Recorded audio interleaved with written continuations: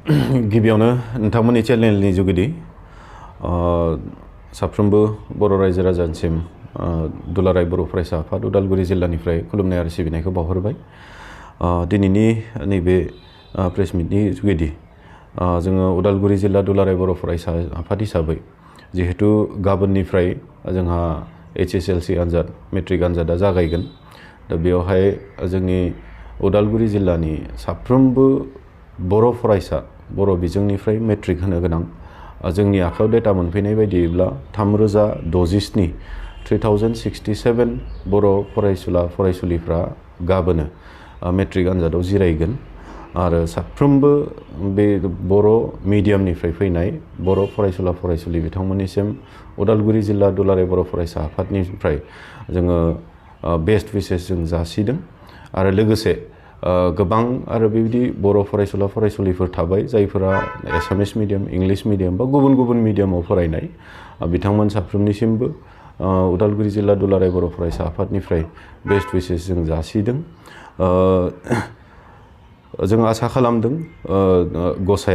गसाइनि गुरियाव जोङो आर'ज खालामदों गसाइया जाहाथे बिथांमोननो नांगौ बायदि गियान बुद्धिफोरखौ होयो जेखौ फरायबाय बेखौ मोजाङै गोसोखांफिननानै एग्जाम हलावहाय लिरनो हायो आरो बिथांमोननो गोग्गो देहाखौ जाहाथे गसाइया बिथांमोननो दान खालामो बेनि थाखाय साफ्रोमबो मेट्रिक केन्डिडेट बिथांमोननि लागै गसाइनिसिम आर'ज गाबनाय थाबाय। जोङो उदालगुरि जिल्ला दुलाराय बर' फरायसा आफाद हिसाबै जोङो बे बोसोराव जों आसा खालामदों फ्राय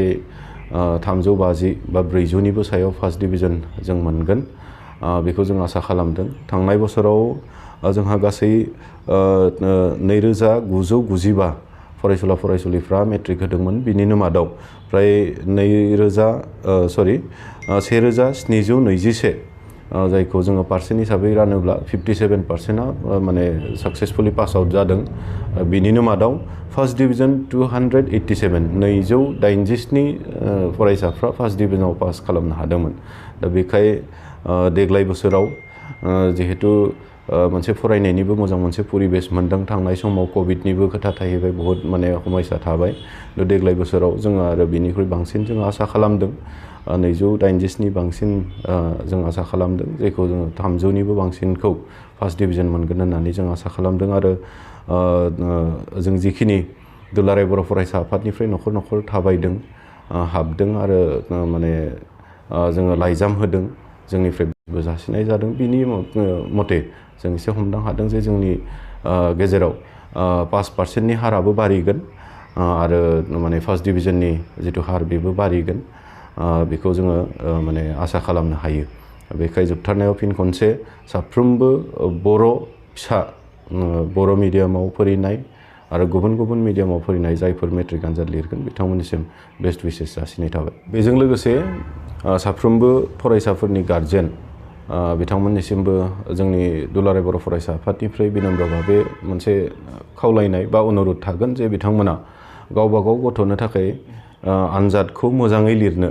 जिखिनि न'आवहाय जोथोन लानांगौ जिखिनि परिबेस बिथांमोननो फरायनो थाखाय होनांगौ बेफोर गासै परिबेस आरो जोथोनखौ जाहाथे मोजाङै लानानै बै फरायसाफोरखौ फरायनायाव हेफाजाब खालामो